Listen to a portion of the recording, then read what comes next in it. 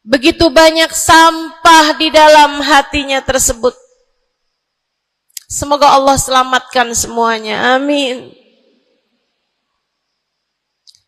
Maka hal pertama, kalau kamu kepengen punya hati yang selamat, yang nomor satu adalah bersihkan hatimu dari semua sampahnya, keluarin. Apa sampahnya hati? Dosa-dosa yang telah kamu lakukan. Idza aznabal abd nakat fi qalbihi nuqtah sauda. Kata baginda kita Nabi besar Muhammad, idza aznabal abd, ketika seorang hamba mengerjakan dosa, tertorehlah di dalam hatinya satu titik hitam. Sampahnya hati. Kamu tiap kali bikin dosa, dosa apa aja? Bukan hanya dosa besar, zina, bukan hanya dosa besar, minum minuman keras atau narkoba, bukan hanya dosa besar, judi atau riba. Bukan hanya dosa-dosa besar. Kalau itu titik hitam yang sangat besar tertoreh di dalam hatimu itu. Bahkan dosa-dosa kecil, sekedar marah-marah sama suami, atau ngambil uang suami.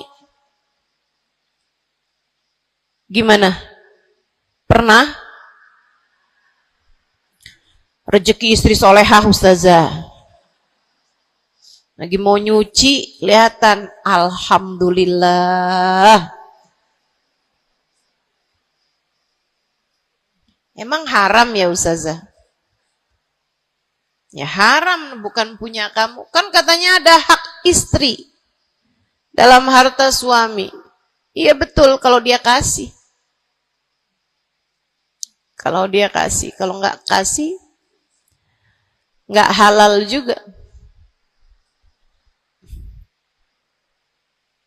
Bahkan dosa-dosa kecil, seperti melihat tetangga, terus kamu bilang, ya ampun, cakep banget ya. Nyesel saya nggak kawin sama dia.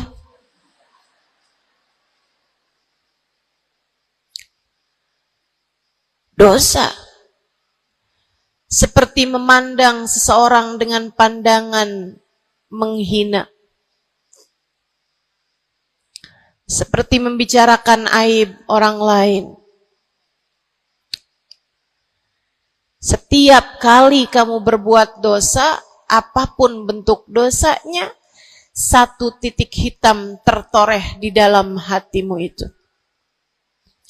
Ini istighfar wa tab. Musih. Kalau dia beristighfar, kalau dia bertaubat, dihapuslah titik hitam tersebut. Wa illa, kalau enggak, ya tetap aja ada. Kamu bikin dosa lagi, bikin dosa lagi, bikin dosa lagi, bikin dosa lagi. Enggak pernah istighfar, enggak pernah memperbaiki diri. Aurat tidak kamu tutup dengan baik.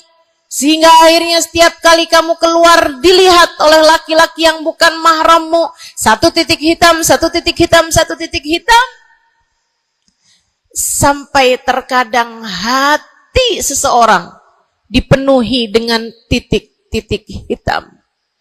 Hatinya menjadi legam. Hatinya menjadi penuh dengan titik-titik hitam. Semakin bertambah lagi, semakin bertambah lagi, jadilah karat. Jadilah karat.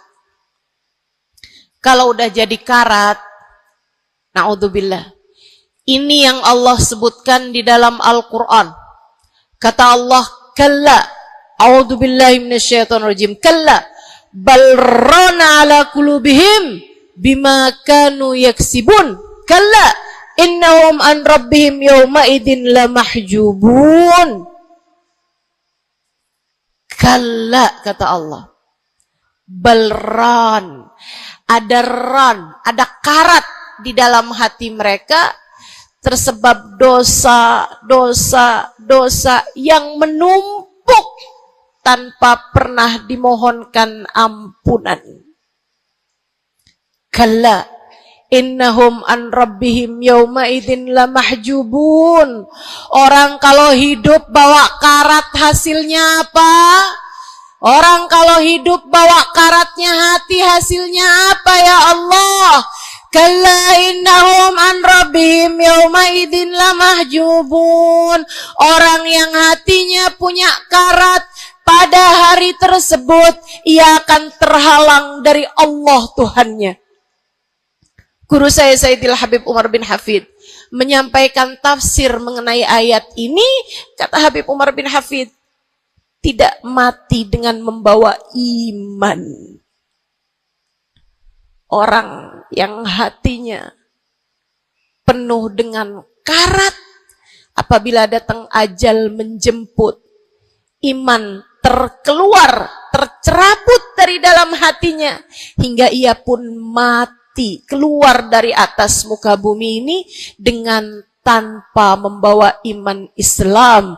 Dia keluar dari atas muka bumi ini bukan sebagai hamba Allah, bukan sebagai umat Nabi besar Muhammad sallallahu alaihi wa ala alihi wasallam.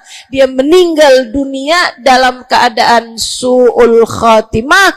Na'udzubillah min dzalik. Jangan biarkan karat memenuhi hatimu. Jangan biarkan hatimu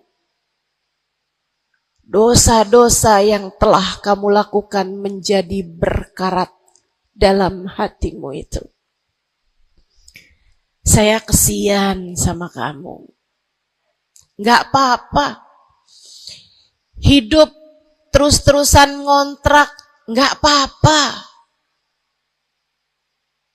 Hidup nggak pernah punya kendaraan sendiri, nggak apa-apa. Nggak pernah punya HP yang canggih, nggak apa-apa. Saya hidup di atas muka bumi ini, nggak pernah ada yang datang melamar saya. Jadinya sampai di usia di atas 30-an tahun, saya masih menjomblo, Ustazah. Nggak apa-apa. Ustazah, saya udah menikah 10 tahun, belum ada anak juga, Ustazah. Nggak apa-apa. Ustazah, suami saya kawin lagi, Ustazah. Nggak apa-apa.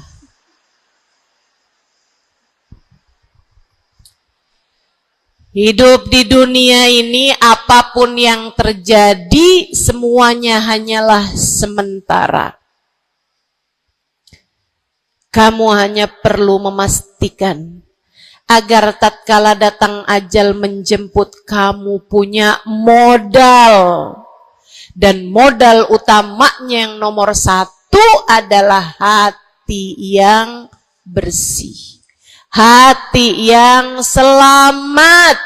Kamu bawa pulang menghadap Allah Subhanahu wa ta'ala bigalbin salim. Kamu bawa hati yang selamat. Insya Allah. Mati nggak bawa suami nggak apa-apa. Mati nggak bawa anak nggak apa-apa. Nggak bakalan jadi pertanyaan malaikat raqib atid. Tapi mati harus dengan membawa hati yang selamat. Mudah-mudahan Allah karuniakan. Mudah-mudahan Allah karuniakan. Saudaraku sekalian yang saya muliakan, maka bersihkan sampah-sampah dalam hatimu itu. Caranya gimana nih, Ustazah? Dosa-dosa saya emang udah banyak banget. Saya di masa muda, di masa remaja, bahkan sampai udah tua juga nih, bergelimangan dengan dosa demi dosa. Banyak dosa saya, Ustazah. Saya zaman muda berada dalam masa jahiliyah. Dosa, segala dosa saya kerjakan. Apa yang harus saya lakukan? Bersihkan karat-karat dalam hatimu itu dengan taubat. Minta ampun sama Allah, minta ampun sama Allah. Kamu perlu nangis sama Allah. Kamu perlu sungguh-sungguh minta ampunan sama Allah. Dosa segede gunung, kalau Allah mau melemparkannya ke dalam lautan ampunan, inna kaba'irad dunubi ful ghufrani kalamami. Katanya sahibul burda, sesungguhnya dosa-dosa besar dalam lautan ampunan, ia hanyalah seperti buih di dalam lautan. Gak ada artinya apa-apa kalau Allah mau ampuni. Dosa sebesar apapun, kalau Allah mau ampuni gak ada artinya. Tapi dosa sekecil apapun, kalau Allah mau perhitungkan, kamu gak akan selamat. Saya sampaikan padamu atas nama cinta. Dosa sekecil apapun yang kamu lakukan, jika ia tidak berjumpa dengan ampunan Allah, kamu bisa tidak selamat. Iblis nyembah Allah 70.000 tahun lamanya. Sujud di atas bumi, dia sujud, bumi dihancurkan, Allah naikin dia ke langit. Di atas langit dia sujud, ganti-ganti posisi sujudnya.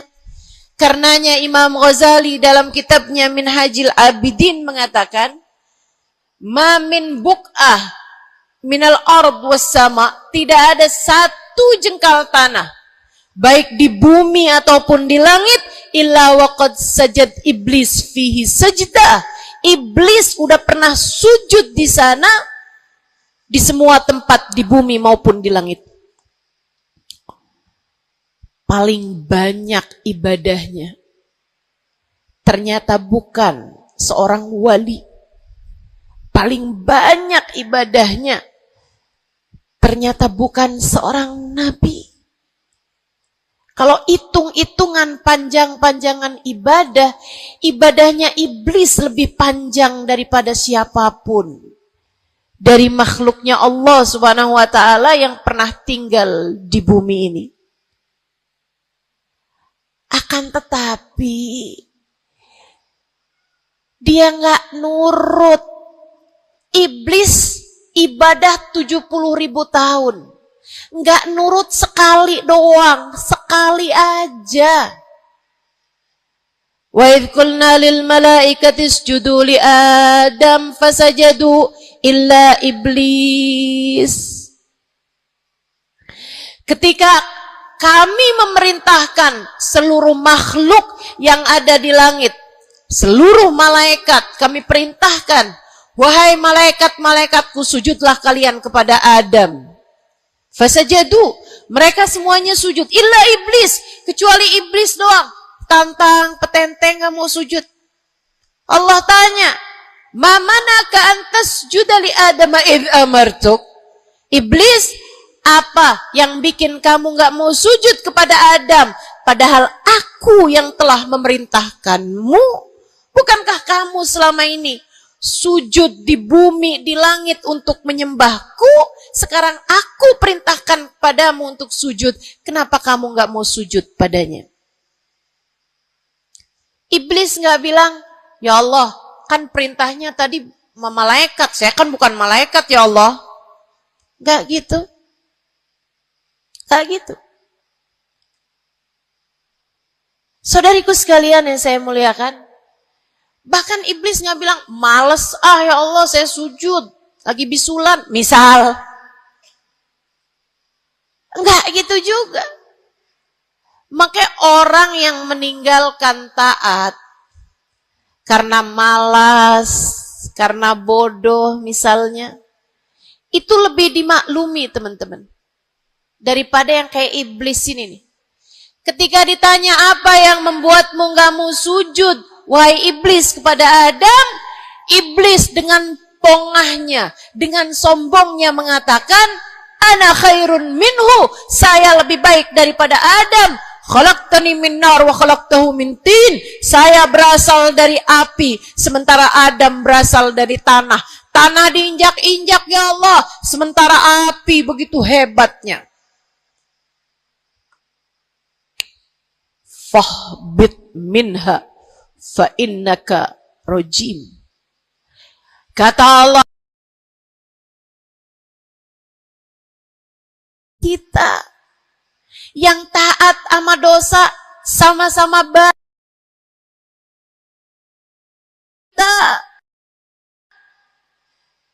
Yang mungkin dosa kita lebih banyak daripada taat kita. Kayak katanya Habib Ali Habsyi, kadang ada orang Islam, malaikat raqib yang nyatet pahala nganggur berbulan-bulan. Sementara malaikat atid yang nyatetin dosa sibuk bener. Gimana dengan kita?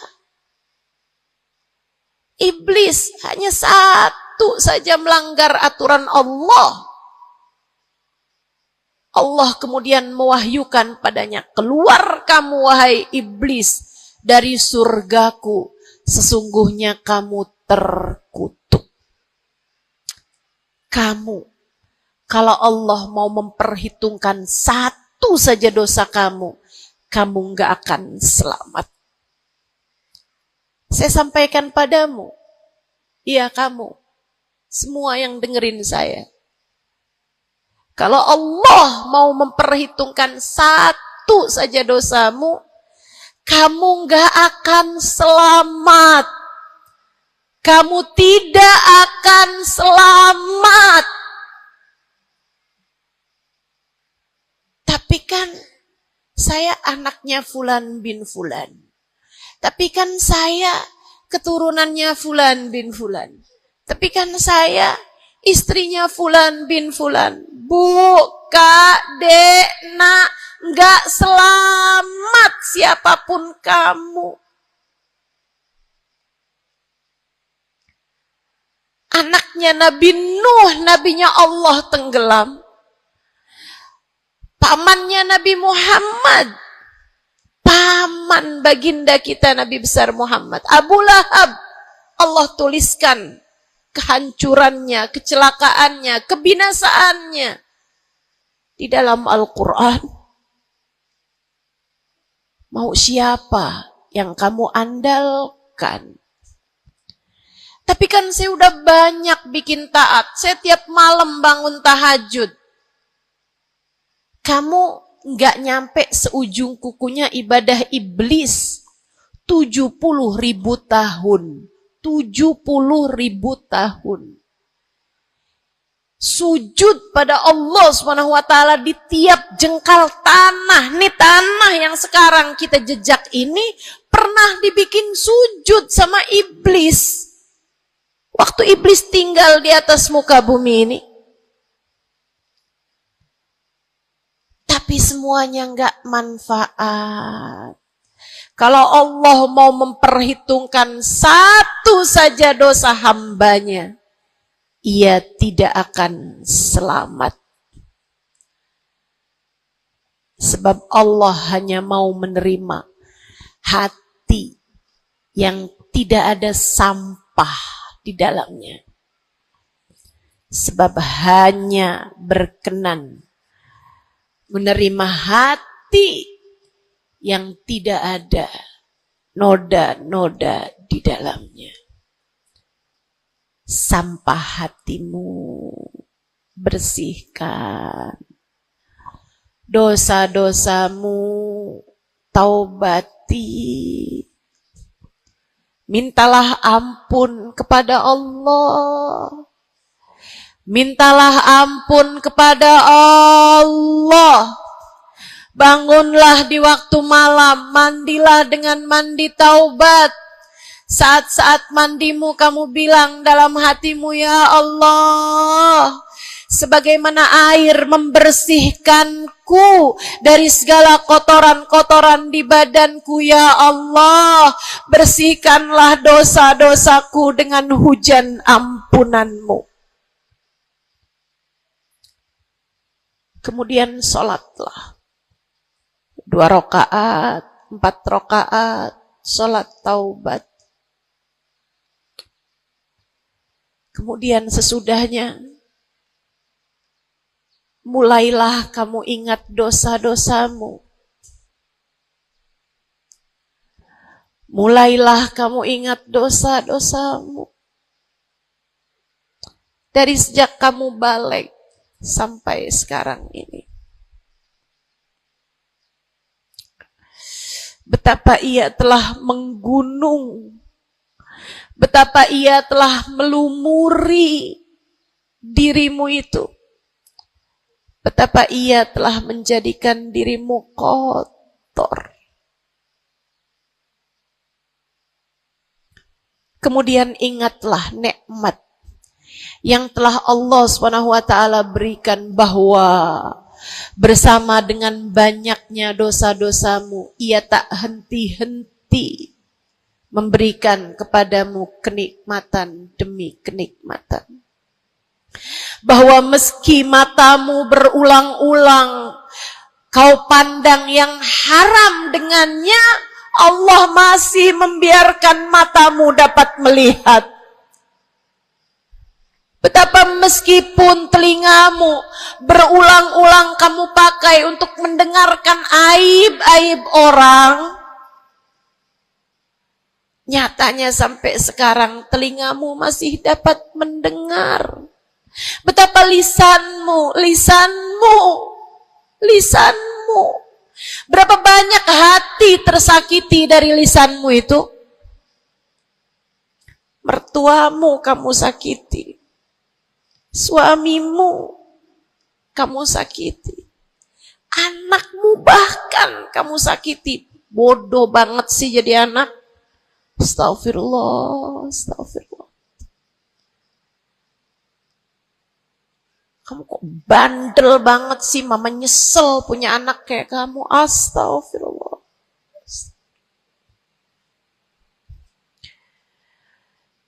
Betapa lisanmu menyakiti hati tetanggamu, saudara-saudarimu, sahabat-sahabatmu, orang-orang di sekelilingmu, merasakan gangguan dari lisanmu itu, tersakiti dari lisanmu itu. Tapi meskipun entah sudah berapa banyak dosa tercatat dari lisanmu, Allah masih tetap membiarkan lisanmu dapat berbicara sampai saat ini. Nikmat tak henti-henti Allah berikan kepadamu, bukan? Betapa durhakanya diri kita. Namun betapa penuh rahmatnya Allah kepada kita. Betapa berlumurannya kita dengan dosa-dosa. Namun betapa Allah bersama dengan segala dosa-dosa yang kita lakukan, tak henti-hentinya membanjiri kita dengan kenikmatan. Wa in ta'uddu ni'matallahi la tuhsuha. Kalau kamu mau hitung nikmatnya Allah, kamu tak akan pernah mampu menghitungnya. Sesudah kamu ingat-ingat dosamu, kamu ingat nikmat Allah kepadamu, kamu ucapkan seperti ucapan baginda Nabi Muhammad. Allahumma anta rabbi la ilaha illa anta khalaqtani khalaqtani wa ana abduka wa ana ala ahdika wa wa'dika mastata'tu a'udzu bika min syarri ma sana'tu abu'u laka bi ni'matika 'alayya wa abu'u bi dhanbi faghfirli fa innahu la yaghfiru dzunuba illa anta. Ya Allah, Engkau adalah Tuhanku. Tak ada Tuhan kecuali Engkau. Aku adalah hamba-Mu yang Kau perintahkan buat taat, yang Kau perintahkan untuk menepati janji semampuku. Ya Allah, aku berlindung dari buruknya perbuatan yang telah aku lakukan. Begitu buruk, begitu jelek dosa yang telah aku perbuat padamu, ya Allah. Abu'u laka bi ni'matika 'alayya. Ya Allah, Engkau selalu datang padaku dengan berbagai macam kenikmatan-kenikmatan. Wa abu'u bi dzambi, sementara aku selalu datang padamu dengan dosa demi dosa. Faghfirli, ampunilah aku ya Allah. Fa innahu la yaghfiru dzunuba illa anta. Bukankah tak ada yang dapat mengampuni dosaku selain Engkau ya Allah. Minta ampun sama Allah. Minta ampun sama Allah. Yang serius, menangislah di hadapannya. Menangislah di hadapannya. Dalam keheningan malam saat tiada sesiapapun yang melihatmu. Jauhkan dulu apapun yang dapat membuatmu kehilangan konsentrasi. Jangan lagi khusyuk-khusyuk begitu tiba-tiba kedengaran suara Shopee.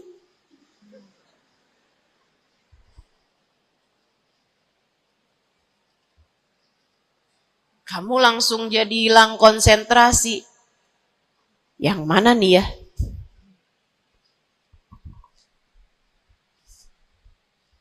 Bismillah. Kalau kamu pengen punya hati yang selamat, nomor 1 adalah taubat. Taubatan nasuha. Taubat yang sungguh-sungguh. Nyesel telah berbuat dosa, meninggalkan dosa-dosa tersebut, berjanji untuk tidak mengulanginya lagi.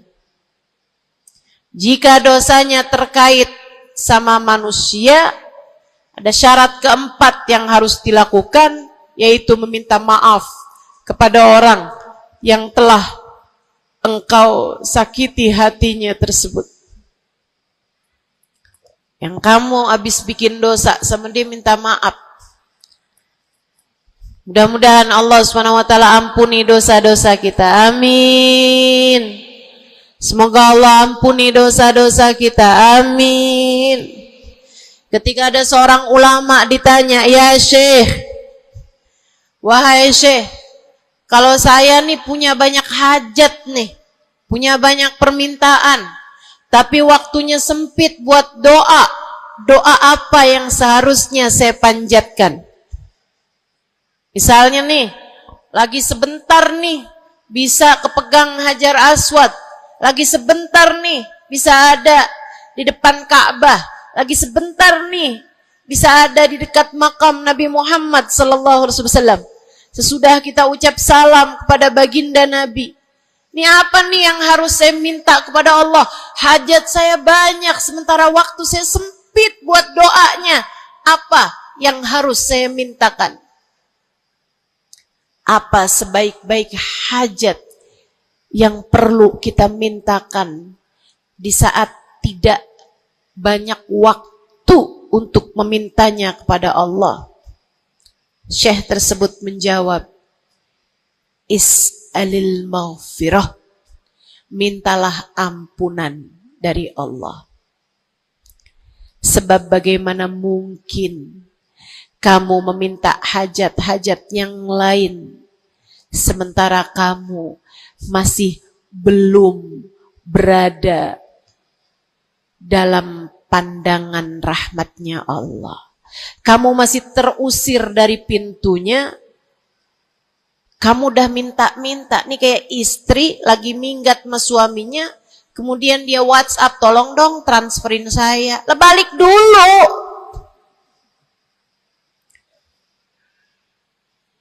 Baru minta.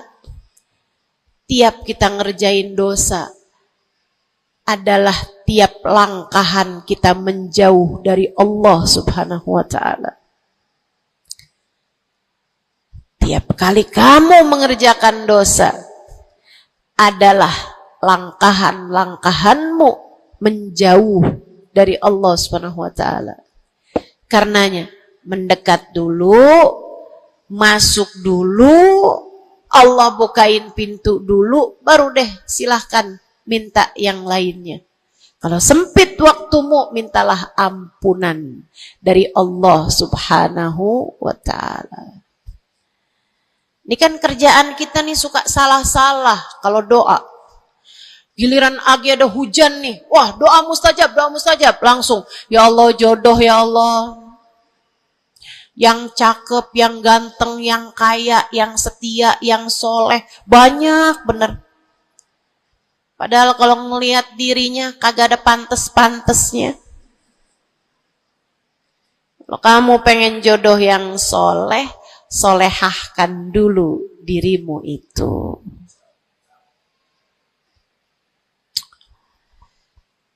Begitu datang hujan, ya Allah, duit yang banyak ya Allah, duit yang banyak ya Allah. Mintalah dulu ampunan. Sebab kamu mati nggak bawa jodoh nggak apa-apa, kamu mati nggak bawa duit nggak apa-apa. Tapi kita mati harus bawa ampunan Allah Subhanahu wa ta'ala. Sebab dosa akan mengotori ruang hati kita. Maka syarat utama hati yang bersih adalah keluarkan sampah darinya dengan cara taubat. Mohonlah ampun pada Allah. Secara serius. Cukup sekali Ustazah? Enggak cukup. Lo dosanya banyak. Tiap habis sholat minta ampun. Tiap ada kesempatan buat doa minta ampun. Tiap lagi datang hujan minta ampun. Tiap lagi ziarah ke makam Nabi, ke makam wali, minta ampun sama Allah. Tiap lagi datang orang soleh, katanya doa sambil memandang wajah orang soleh mustajab. Apa yang mesti kita minta? Minta ampunan dari Allah Subhanahu wa ta'ala. Minta ampunan dari Allah Subhanahu wa ta'ala. Itu satu syarat mutlak utama. Pengen hatimu selamat, keluarkan sampah-sampahnya. Habis keluarin sampah-sampahnya, nah sekarang udah bersih. Ternyata ada penyakit-penyakitnya. Ada bagian itu yang atapnya bocor. Ada airnya yang tersumbat. Penyakitnya rumah. Bukan begitu? Saudaraku sekalian yang saya muliakan, kamu kepengen hatimu jadi hati yang selamat, sembuhkan hatimu dari berbagai macam penyakit-penyakitnya. Apa aja sih penyakit-penyakitnya hati? Banyak. Imam Ghazali menyebutkannya dalam kitab Ihya Ulumuddin.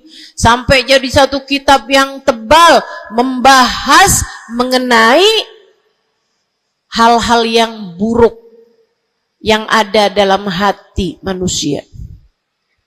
Pembahasan panjang, nggak akan keburu waktunya buat bahas panjang itu. Tapi saya bilang, Bu, kayak rumah. Saya pernah beli rumah. Suami saya beli rumah. Kemudian saya liatin rumahnya bagus, bersih, cakep, udah nih. Kemudian satu hari saya ajak teman saya yang ngerti urusan rumah, ahli desain interior rumah. Saya bawa masuk dalam rumah saya, dia liatin, ini bocor nih Ustazah, yang ini nih harus cepet-cepetan ditambal. Terus dia lihat ada bagian atap tuh bocor tuh Ustazah, tambal dulu Ustazah. Dibenerin dulu tuh Ustazah sebelum ditempatin. Bu, saya kirain rumah saya udah bagus. Ternyata kalau dilihat sama ahlinya baru ketahuan. Kita juga begitu semua. Kita kirain hati kita baik-baik aja. Tapi kalau kita duduk ngaji, kalau kita hadir di majelis taklim, kalau kita dengerin kajian-kajian, kita baru paham. Ya Allah, ternyata hati saya ada penyakitnya di sini. Ternyata saya juga punya penyakit yang ini. Ternyata saya punya penyakit yang ini. Karena jangan berhenti belajar. Jangan berhenti mengaji. Biar kita faham penyakit-penyakit hati kita tuh di bagian mana. Sehingga kita bisa konsentrasi buat mengobatinya. Ada tuh bagian atap yang dibilangin sama temen saya nggak terlalu peduli. Saya liatin kecil aja kok. Sampai satu hari, untung aja saya nggak ada di bawah situ. Jebol atap rumah saya. Banjir rumah saya. Gara-gara atap yang berpenyakit yang tidak diberesin. Begitu pula dengan hati kita. Cari tahu apa penyakitnya. Cari tahu apa obatnya. Dengan kamu duduk mengaji. Ini bukan urusan sejam, 2 jam dipelajari. Kemudian semuanya benar. Ini adalah PR seumur hidup kita. Buat sehatin hati kita. Buat bagusin hati kita. Buat bersihin hati kita. Penyakit hati paling berbahaya namanya kesombongan. Dan Bu, Kak, Dek, Nak, siapa di antara kita yang selamat darinya? Apa itu sombong, wahai Rasulullah? Kata seorang sahabat. Sebab saya senang pakai baju bagus. Saya Rasulullah senang makan enak, senang pakai baju bagus. Saya sombong kalau gitu wahai Rasul. Enggak, bukan itu yang namanya sombong. Kamu punya baju bagus, pakai. Jangan punya baju bagus, saya kalau pakai ini kelihatannya sombong. Ya udah saya pakai yang rombeng-rombeng aja. Punya baju bagus tapi daster udah robek, itu aja yang dipakai. Tanya sama suaminya, kok kamu pakai baju yang ini sini kan robek nih. Enak, adem. Adem yang lihat, adem yang make, gerah yang lihat. Bukan itu yang namanya kesombongan. Saya punya uang, saya bisa beli mobil yang bagus, tapi saya nggak mau beli, saya takut sombong. Bukan itu yang namanya kesombongan. Saya punya uang, bisa bangun rumah buat tamu-tamu. Ulama-ulama kalau datang bisa tinggal di rumah saya. Tapi saya nggak mau, kayak gitu ntar saya sombong. Bukan itu yang namanya kesombongan. Sombong, kata Nabi Muhammad, batarul haq wa ghamtun nas. Sombong adalah menolak kebenaran dan menghina orang lain, merasa diri lebih baik daripada orang lain. Itu yang namanya sombong. Merasa diri lebih baik dari orang lain. Merasa diri lebih baik dari orang lain. Sering banget ini kan kita kan. Betul? Dulu-dulu belum pakai jilbab.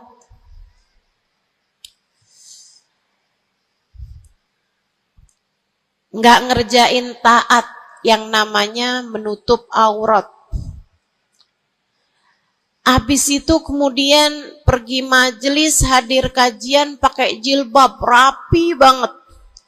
Bahkan tumpuk-tumpuk. Ustadzanya pakai jilbab 1 lapis, dia pakai 3 lapis. Tapi dia ngelihat orang-orang yang belum pakai jilbab, ya ampun, belum dapat hidayah, sian. Saya rasanya kepengen buat bisikin sama dia, Mbak, Israel udah deket. Boleh nggak sih Ustazah, saya bisikin di telinganya, malaikat penjaga neraka kirim salam. Astaghfirullah. Dulu kamu berbuat dosa dengan membuka auratmu, kini kamu berbuat dosa dengan dosa kesombongan. Itu namanya bukan taubat. Itu namanya bukan hijrah. Itu namanya pindah dosa. Dari satu dosa membuka aurat menjadi dosa kesombongan, dan bisa jadi di hadapan Allah dosa kesombongan lebih besar nilainya daripada dosa membuka aurat. Bisa jadi. Bisa jadi. Para ulama mengatakan, rubba maksiatin awrathat dhullah ahabbu ilallah min ta'atin awrathat kibra. Terkadang kemaksiatan yang melahirkan rasa rendah diri di hadapan Allah lebih Allah sukai daripada ketaatan yang melahirkan kesombongan. Hati-hati. Hati-hati sama hati. Jangan biarkan kesombongan merusak hidupmu. Jangan. Ada banyak para istri yang merasa dirinya lebih mulia daripada suaminya. Banyak. Hati-hati, hati-hati. Saya belajar dari umi saya. Meninggal dunia 2 tahun yang lalu. Belum sampai hampir 2 tahun. Saudariku sekalian yang saya muliakan, saya sering bilang sama umi saya, Mi, maafin saya Mi ya. Umi saya bilang, Nak, maafin Umi ya. Umi punya salah sama kamu nggak kurang daripada salah kamu sama Umi. Umi punya dosa sama kamu pasti lebih banyak daripada dosa kamu sama Umi.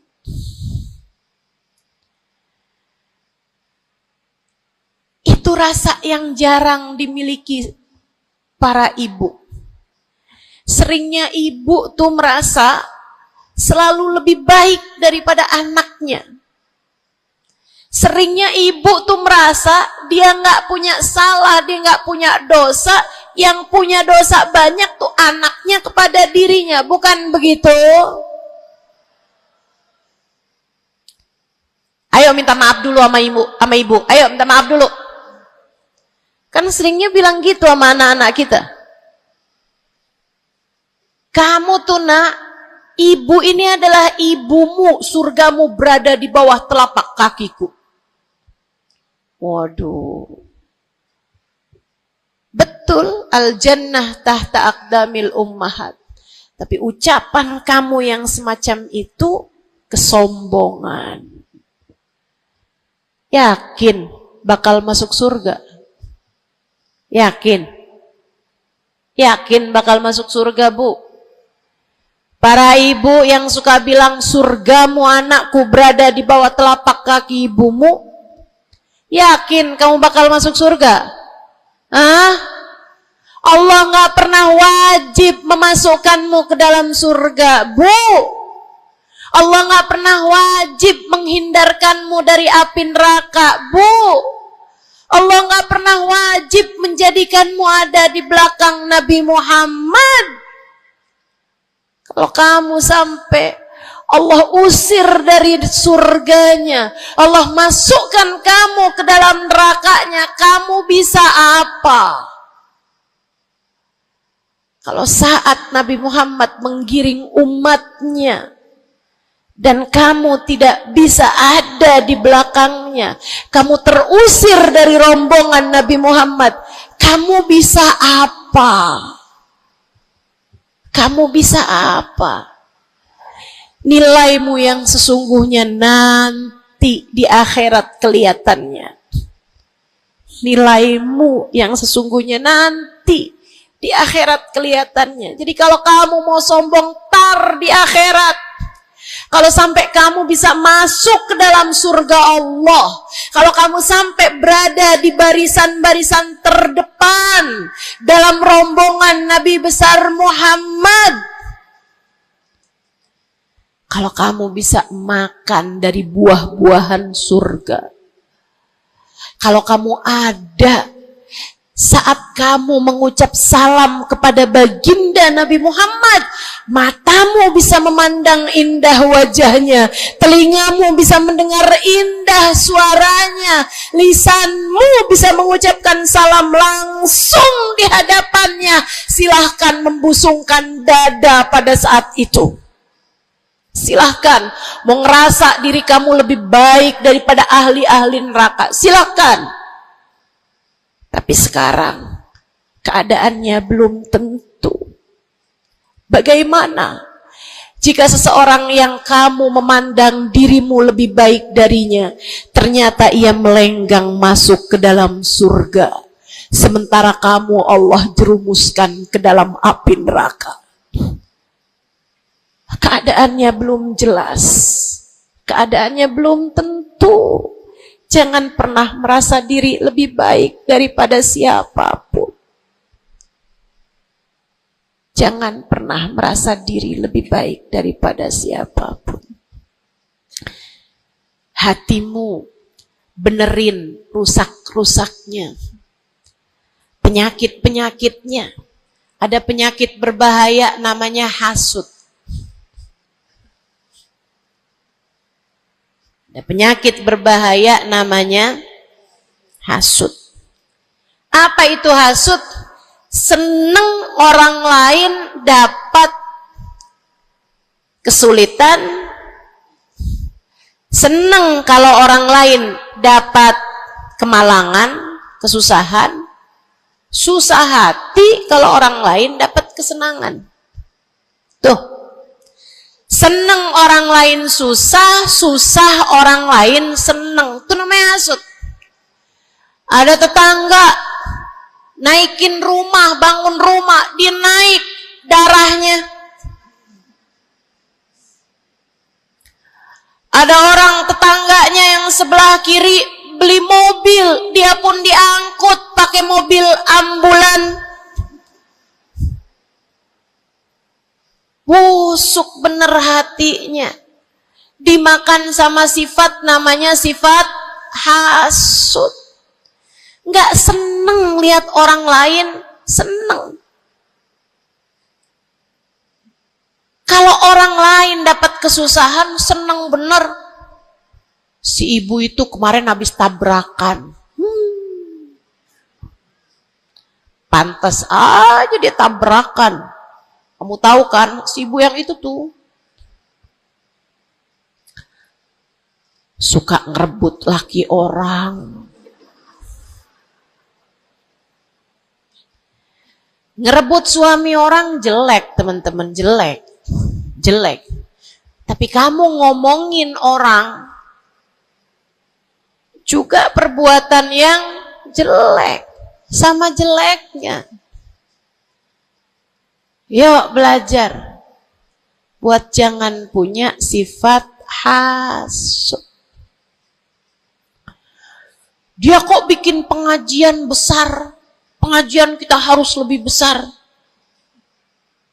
Urusannya apa?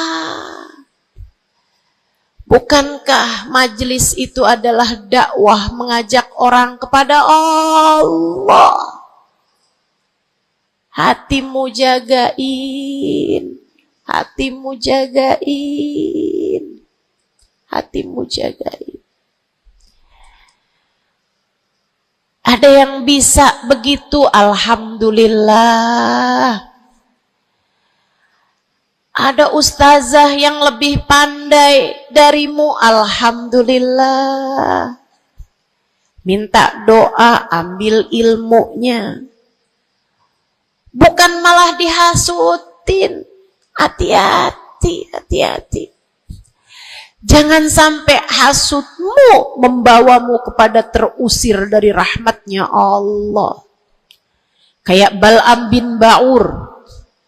Ada zamannya Nabi Musa, teman-teman sekalian. Namanya Bal'am bin Ba'ur. Ilmunya tinggi. Sampai kabarnya jamaahnya juga banyak. Semua orang dengerin kajiannya. Ini saya serem nih. Ini saya serem nih.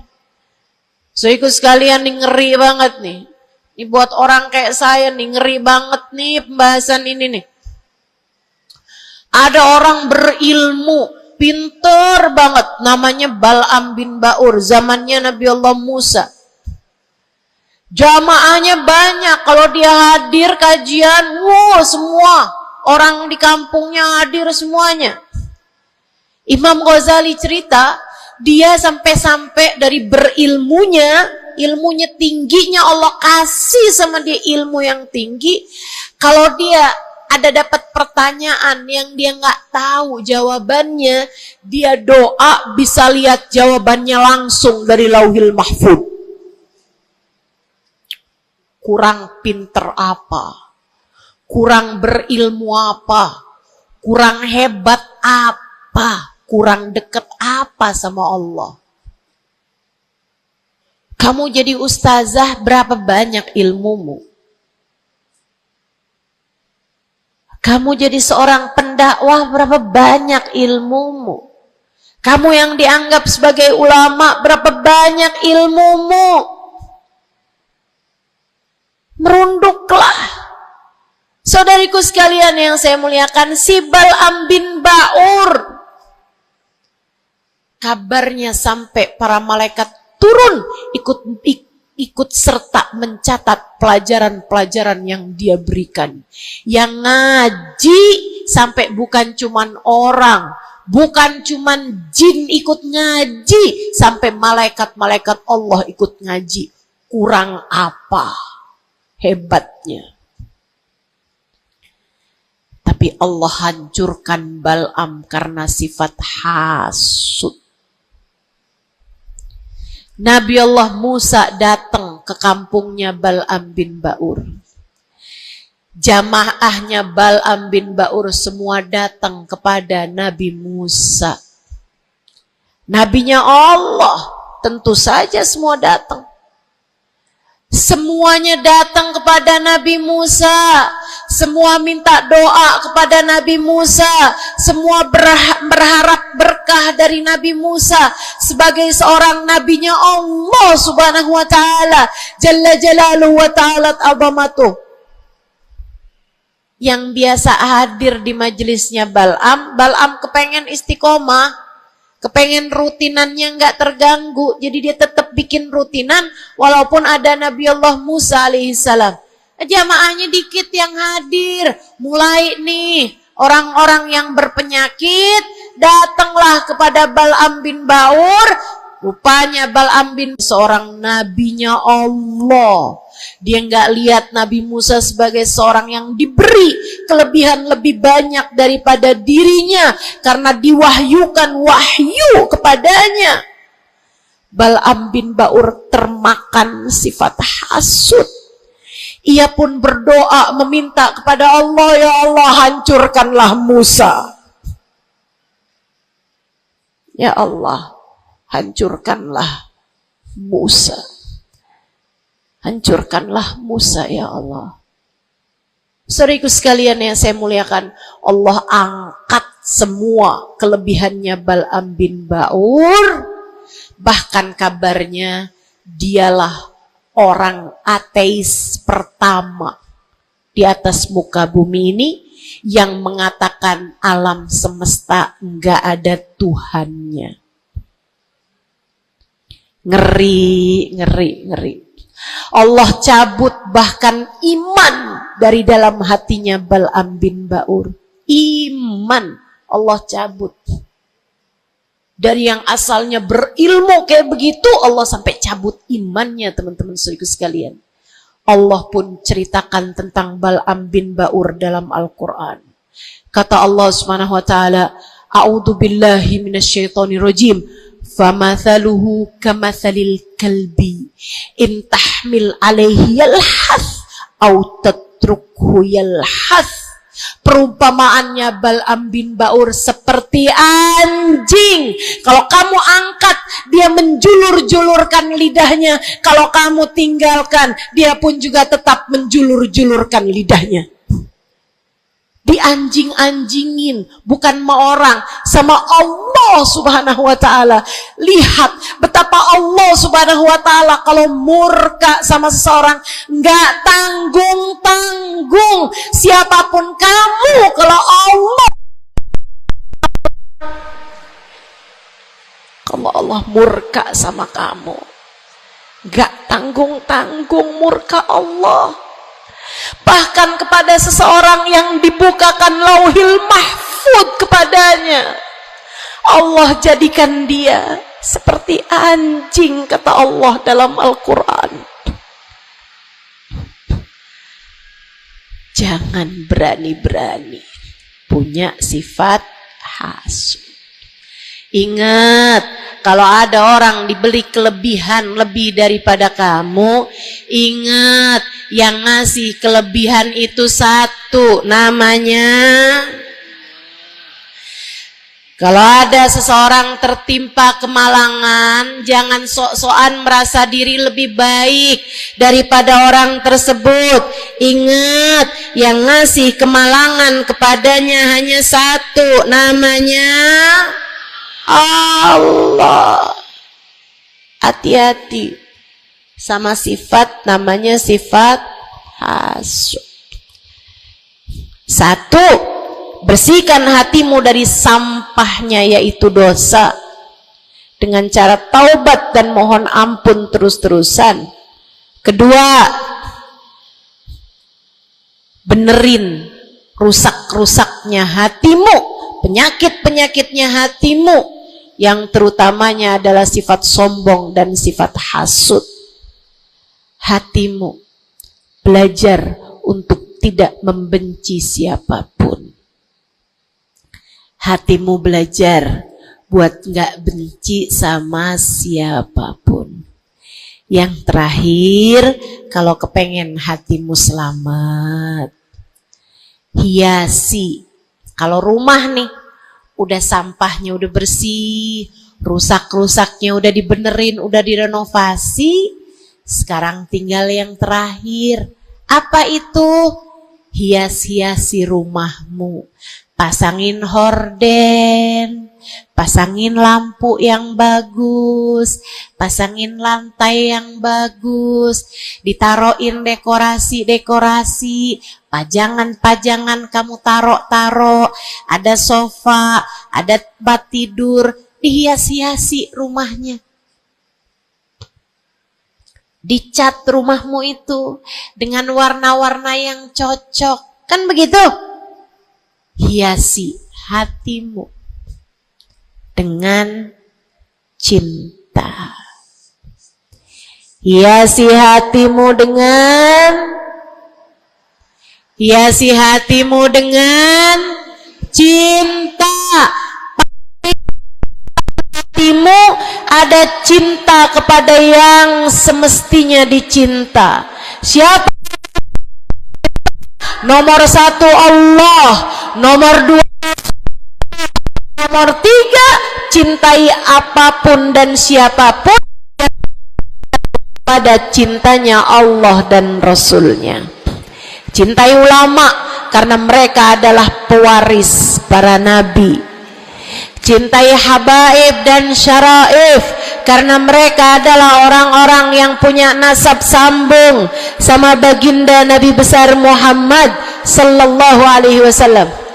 Cintai keluarga Nabi Muhammad, cintai para istri-istri Nabi Muhammad, cintai para sahabat-sahabat Nabi Muhammad, terutamanya al-khulafaur rasyidin, sadatina Abi Bakar wa Umar wa Uthman wa Ali.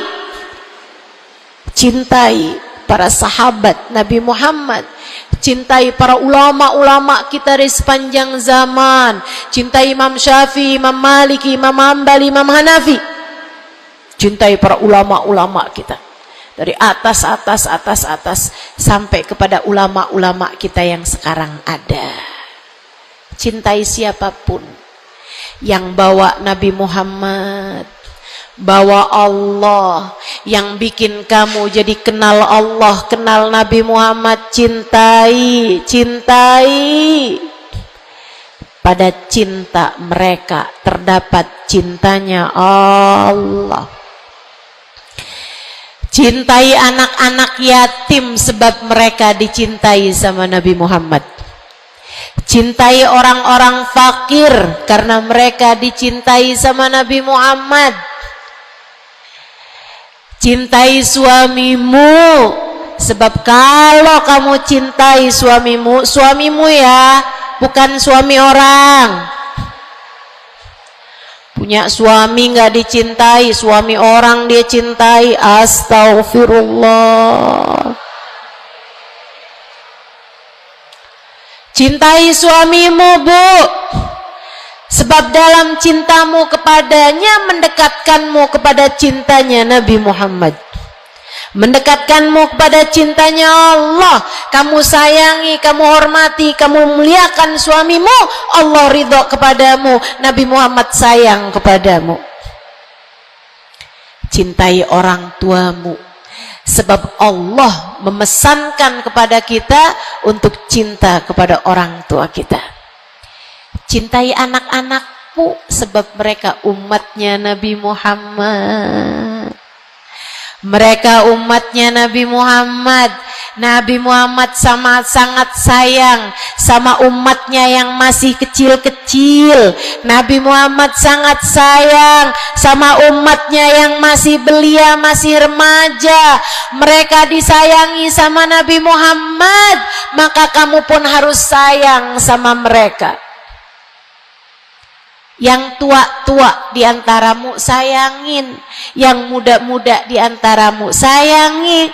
Kata Nabi Muhammad, laisa minna man lam yuqir kabirona walam yarham saghirona. Tidak termasuk diantara umat Islam yang enggak hormat sama yang tua, yang enggak sayang sama yang muda.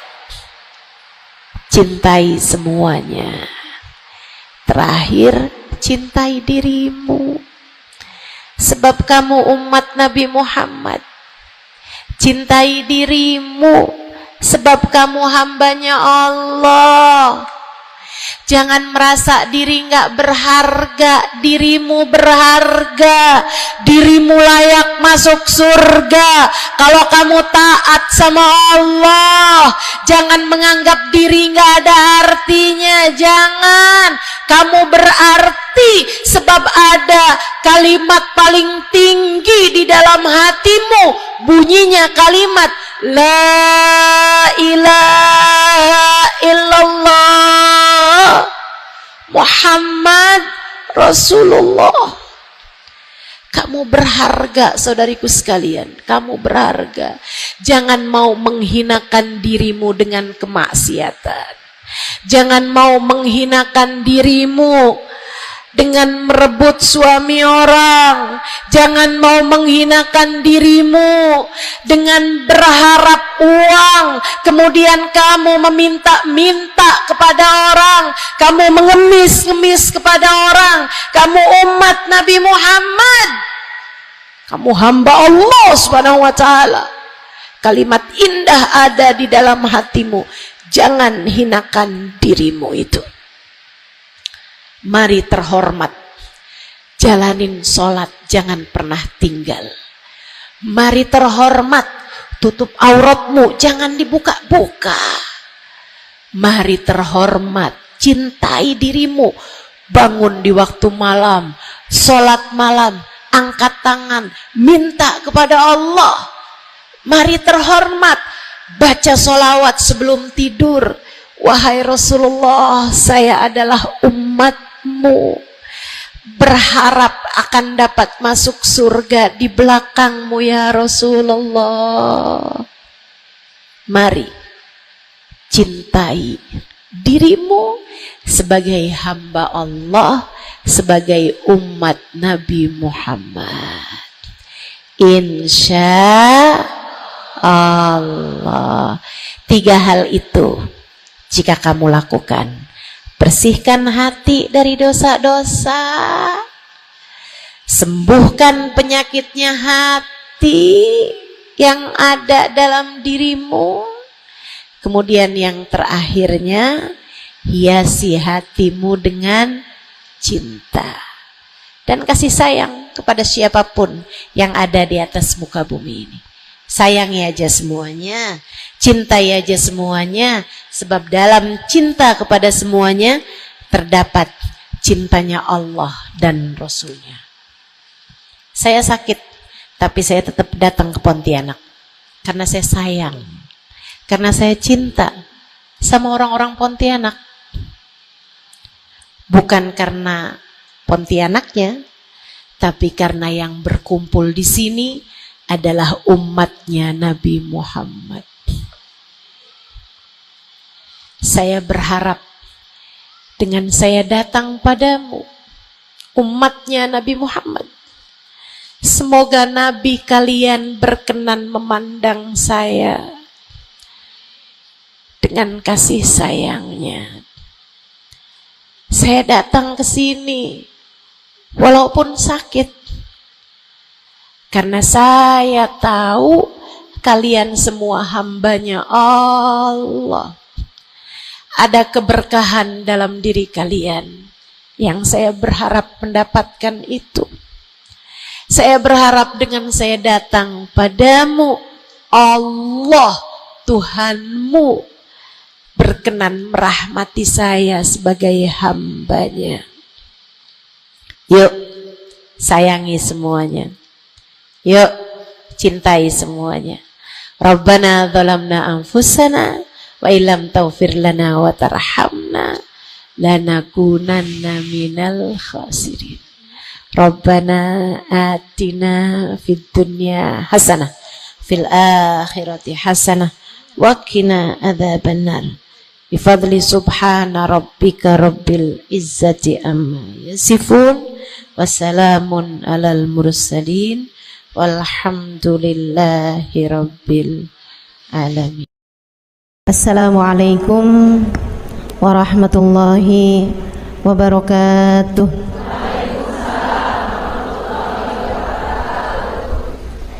Alhamdulillah, wassalatu wassalamu ala Rasulillah Muhammad ibn Abdillah wa ala alihi wa sahbihi wa man wala. Subhanaka la ilma lana illa ma 'allamtana innaka antal alimul hakim. Rabbi shrah li sadri wa yassir li amri wahlul 'uqdatan min lisani yafqahu qawli, amma ba'du. Baik, sebelum kita mulai, kita akan baca niat belajar bersama-sama. Mudah-mudahan ilmunya nanti sekali lagi jadi ilmu yang manfaat buat kita sekalian. Bismillahirrahmanirrahim. Nawaitu ta'allum wa ta'lim wan naf'a wal intifa' wal mudzakarah wat tadhkir wal ifadah wal istifadah wal hidza ala tamassuk bi kitabillah wa sunnati rasulillah sallallahu alaihi wa alihi wasallam والدعاء إلى الهدى والدلالة على الخير ابتغاء مرضاته وقربه وثوابه وحسن الخاتمة مع اللطف والعافية وصلاح العاقبة برحمتك يا أرحم الراحمين. إلى حضرة النبي محمد صلى الله عليه وسلم وآله وصحبه وأزواجه وذريته وأهل بيته وسلم وجميع الأنبياء والمرسلين والملائكة أجمعين أن الله يغفر لهم ويرحمهم ويعلي درجاتهم في الجنة وينفعنا ببركاتهم وأسرارهم وأنوارهم وعلومهم ونفعاتهم في الدين والدنيا والآخرة. الفاتحة. Baca bersama-sama. A'udzu billahi minasyaitonir rajim. Bismillahirrahmanirrahim. Alhamdulillahi rabbil alamin. Arrahmanir rahim. Maliki yaumiddin. Iyyaka na'budu wa iyyaka nasta'in. Ihdinas siratal mustaqim. Siratal ladzina an'amta 'alaihim ghairil maghdubi 'alaihim waladdallin. Amin. Taqabbalallah minna wa minkum, taqabbal ya karim. Warraghbah fid dunya, sementara rakus ambisi terhadap dunia, tukathirul ham, bikin banyak sumpah, wal hazan, dan bikin banyak kesedihan. Bikin sedih badan kita, bikin sedih hati kita, bikin sumpek dan bikin akhirnya jadi berpenyakit ya badan kita ini. Ar-raghbah fid dunya. Wal batalah, sementara batalah, kalau di situ diartiin apa batalah? Nganggur ya, benar.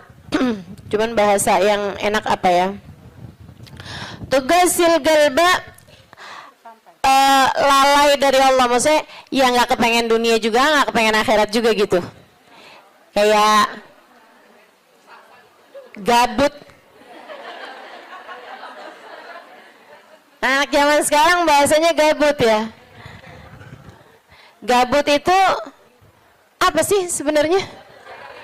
Nggak ada kerjaan gitu kan?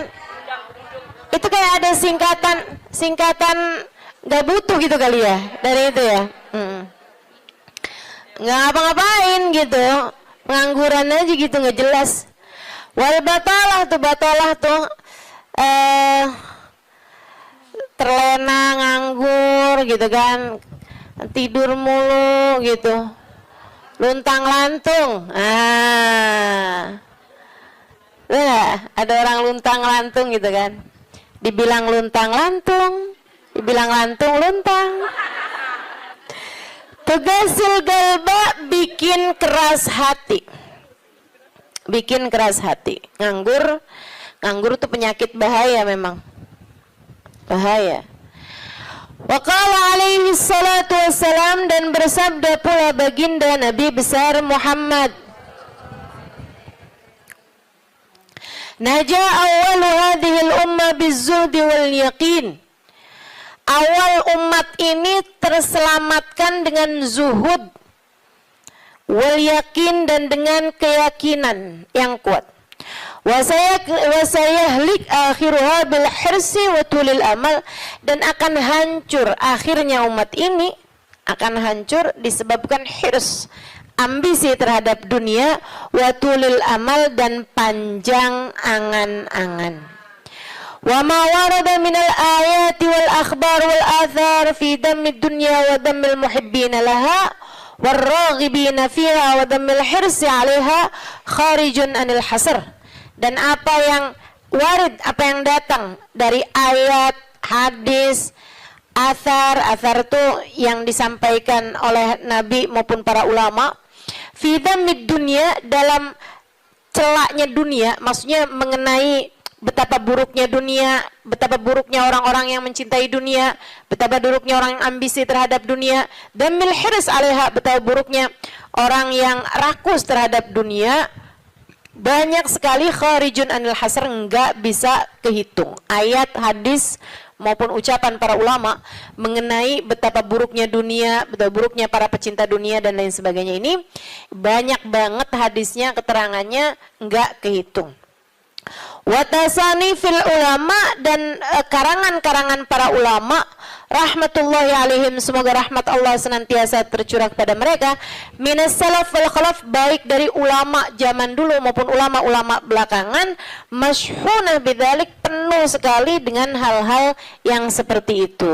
Kayak Imam Ghazali gitu kan, nulis dalam kitabnya baik Ihya Ulumuddin ataupun kitab yang terakhirnya beliau itu namanya Minhajul Abidin dan lain sebagainya, itu banyak banget mengenai hal-hal yang seperti ini gitu. Betapa pentingnya kita untuk zuhud terhadap urusan dunia. Tsumma inad dunya ibaratun wallahu a'lam bisawab. Sampai situ ya. Nabi Muhammad alaihissalam mengatakan, az-zahada fid dunya turayyihul qalba wal badan. Zuhud dunia nih. Apa tuh zuhud? Zuhud itu teman-teman tidak mengharapkan kesenangan dunia dari Allah sekalipun ya, enggak minta gitu, enggak seneng gitu sama kesenangan dunia dari Allah. Itu namanya zuhud akhirat. Dan juga teman-teman, zuhud ama manusia itu tidak menginginkan apa yang ada pada manusia, apa yang dimiliki orang enggak kepengen. Itu kan, itu namanya zuhud fima fi aidin nas. Ini disampaikan Nabi Muhammad dalam hadisnya, izhad fid dunya yuhibbukallah, wazhad fima fi aidin nas yuhibbukan nas. Kata Nabi Muhammad alaihissalam, zuhudlah kamu dari dunia. Zuhud tuh enggak seneng, enggak ambisi, enggak fokus kepada kesenangan dunia maupun pencapaian dunia. Hati-hati, tipis teman-teman bedanya, gitu kan? Pencapaian dunia, saudara sekalian, kayak gini loh, banyak followers, majelisnya jadi rame, itu tipis tuh antara kamu kepengen akhirat sama kamu kepengen dunia. Buat siapanya? Bukan buat yang hadir. Saya rasa kalau yang hadir mudah-mudahan baik gitu kan. Tipisnya itu buat pelaku-pelaku dakwah, baik yang rumahnya buka buat majelis atau dia buka majelis, atau yang ngajarnya nih gitu. Karena kalau tujuannya senengnya itu adalah urusan-urusan dunia, tuh tipis banget, setan nantinya tuh bisa masuk dari arah situ. Dari arah situ masuknya. Izhad fid dunia, kata Allah Subhanahu wa taala. Makanya dari tipisnya nih yang saya sebut tadi itu ya, kayak keinginan kamu tuh dunia apa akhirat, keinginan kamu tuh pujian manusia atau pujian Allah. Itu sampai-sampai banyak dari para wali-walinya Allah Subhanahu wa taala meninggalkan kemasyhuran dunia karena khawatir sama hatinya. Banyak saudaraku sekalian. Sampai ada di antara para wali itu yang sampai berpura-pura nyuri, sampai dikejar orang gitu kan. Kenapa dikejar orang? Karena yang dia curi adalah bajunya seorang perempuan yang lagi mandi. Ada orang lagi mandi, wali loh yang ngerjain. Untung belum zaman viral internet ya. Ini kalau zaman viral internet kayak apaan tuh, orang ngejat dia tuh kan, udah nganggepnya udah hancur banget dah gitu. Tapi memang itu yang dicari sama beliau. Yang dicari sama beliau adalah menghindar dari kepopuleran, menghindar dari apa yang orang-orang cari dari kemuliaan dunia, karena khawatir hatinya terselip rasa keinginan untuk dianggap mulia di dunia, menghancurkan kemuliaannya di akhirat. Serem bener buat orang-orang kayak saya yang sama Allah diambil, dikasih pegang mic di depan, ya kan? Teman-teman sekalian, nggak gampang. Makanya kalau ada yang bisa kamu lakukan untuk saya, doain biar bisa ikhlas, doain biar bisa benar gitu, jaga hati, doain biar disayang Allah gitu.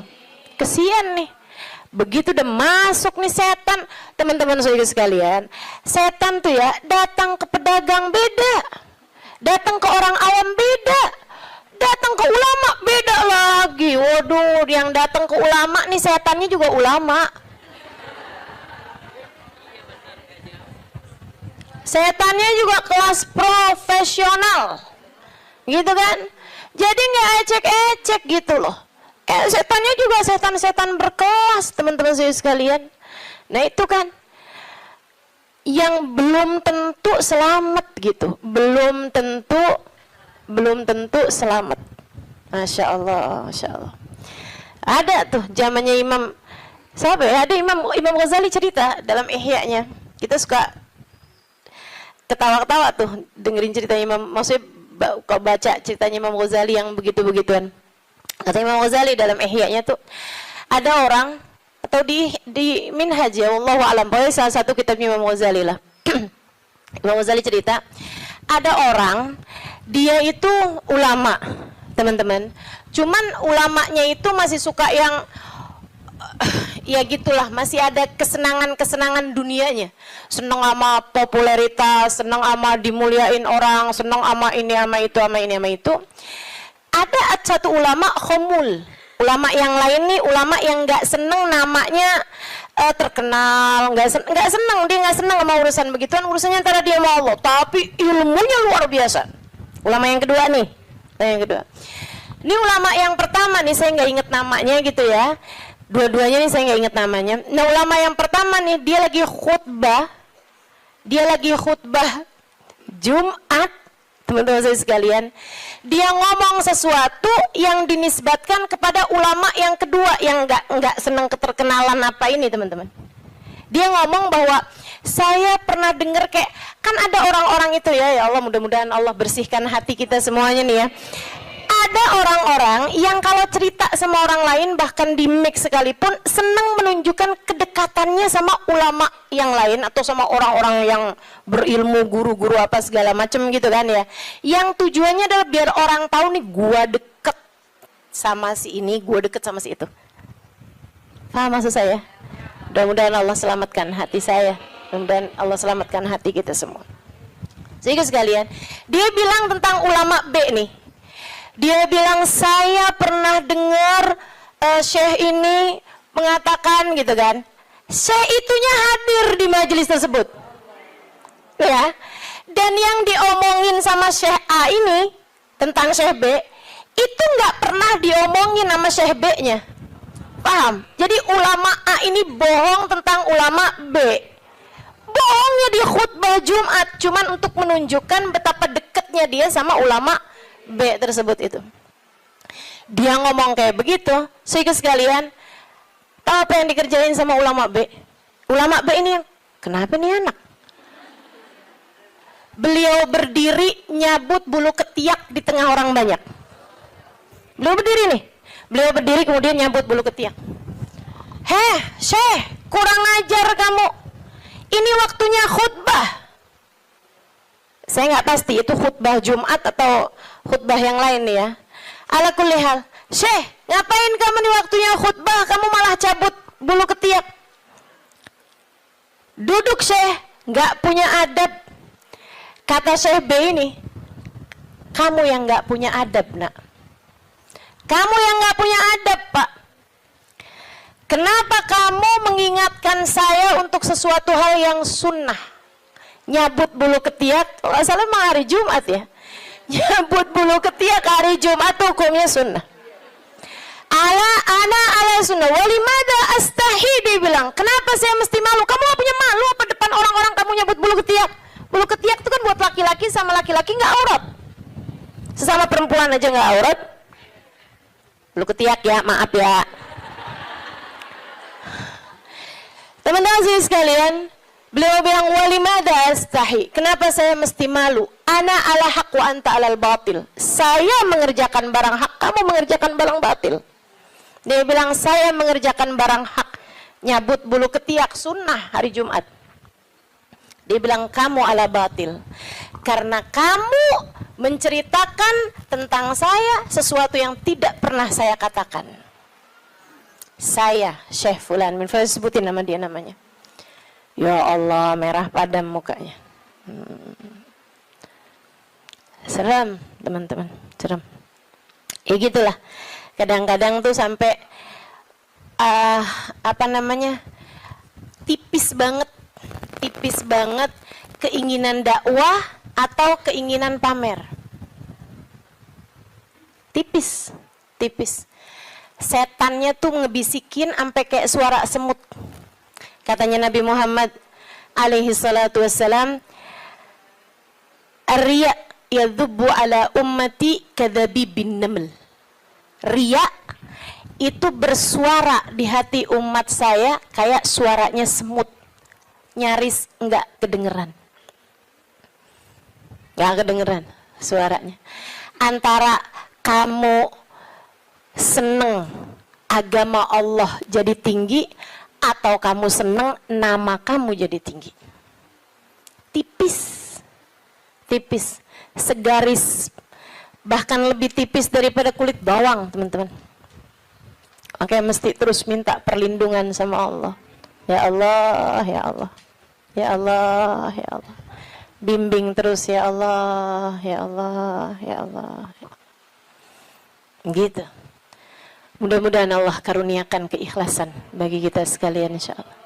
Sebab yang namanya pencapaian akhirat, teman-teman. Dan pencapaian akhirat kita nggak pernah tahu. Pencapaian akhirat tuh kita nggak pernah tahu. Taunya kapan? Entar di akhirat. Namanya juga pencapaian akhirat. Taunya entar di akhirat. Saat kamu berhasil menghadap Nabi Muhammad. Saat namamu menjadi seseorang yang dikenal oleh Nabi Muhammad. Kalau mau bangga, tar di sana.